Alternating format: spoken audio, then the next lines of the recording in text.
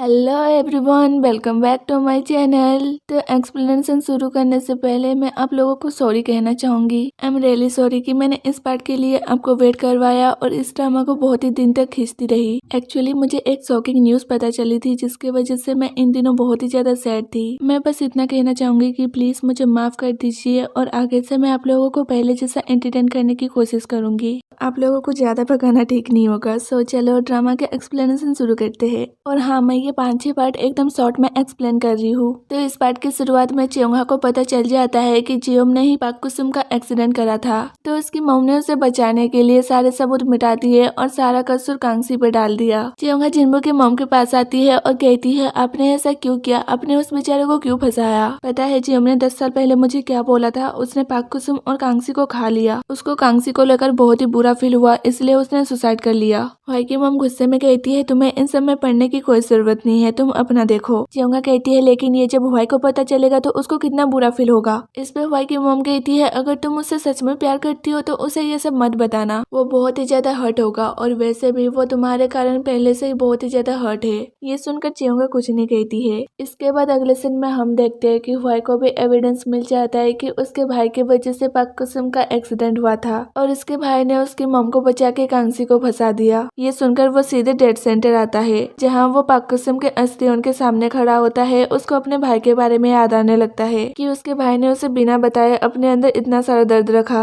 लेकिन वो फिर भी सहन नहीं कर पाया कि उसकी वजह से किसी और की जान गई है, इसलिए उसने अपनी खुद की जान दे दी। ये सोचकर वो बहुत ही ज्यादा रोने लगता है। तभी वहाँ पर चियोंगा उसे ढूंढते ढूंढते आ जाती है। वो उसे हक कर लेती है। वो उससे कहती है, तो तुम्हें पता चल ही गया। इसके बाद वो दोनों साथ में घर आते हैं। हुआई की मॉम बाहर ही खड़ी थी। चियोंगा उनको देखकर एकदम डर जाती है, लेकिन हुआई उसका हाथ पकड़ लेता है और कहता है, मॉम अब तो मैं ऐसे बिल्कुल भी नहीं छोड़ सकता। उसकी मॉम कहती है, तुम दोनों अंदर आ सकते हो। ये सुनकर चियोंगा एकदम हैरान होती है। चियोंगा अंदर आती है और वो तीनों साथ में डिनर करते हैं। हुआई की मॉम कहती है, अब मैं हार मानती हूँ, अब मैं और ज्यादा नहीं लड़ सकती। ये सुनकर हुआई तो बहुत ही खुश होता है, लेकिन चियोंगा एकदम हैरान होती है। इसके बाद कुछ दिन बीत जाते हैं। अब चियोंगा हुआई के घर में आती रहती है। दूसरी तरफ हम कांगसी को देखते हैं। अब वो भी ठीक है, वो भी अब हंसता मुस्कुराता है और चियोंगा उसकी बहुत ही अच्छी फ्रेंड बन गई है। और चियोंगा के मॉम डैड ने एक रेस्टोरेंट खोला है जहाँ पर जिन्बू भी कभी कभी काम करने आ जाता है। और सियोल जिन्बू अभी भी डेट कर रहे हैं। उनके बीच में अब सब सही चल रहा है। और तेरेंग ने भी अपना रेस्टोरेंट बदल लिया है। सियोल उससे कभी कभी मिलने आती है। अब वो दोनों एक फ्रेंड के जैसे है। जिन्बू भी उससे मिलने आता है, लेकिन तभी वो देखता है सियोल भी उसके साथ है, लेकिन इस बार उसे जेलस फील नहीं होता। वो उनके पास आता है और तेरेंग को उसके न्यू रेस्टोरेंट के लिए कांग्रेचुलेशन कहता है।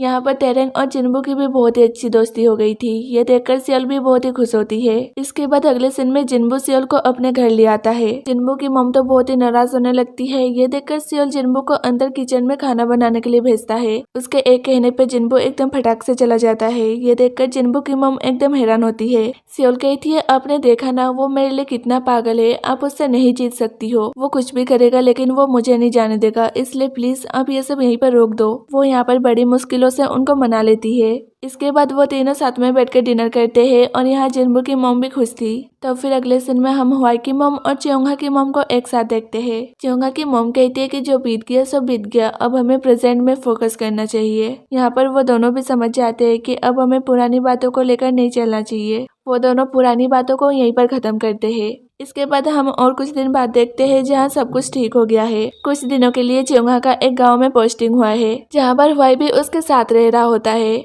हमें दिखाते हैं कि वो दोनों एक साथ बहुत ही ज्यादा खुश है और इसी के साथ ये ड्रामा खत्म हो जाता है। सो मैं एक न्यू ड्रामा लेकर जल्दी आऊंगी। तब तक के लिए bye bye and take care. जाते जाते प्लीज लाइक एंड सब्सक्राइब भी कर देना।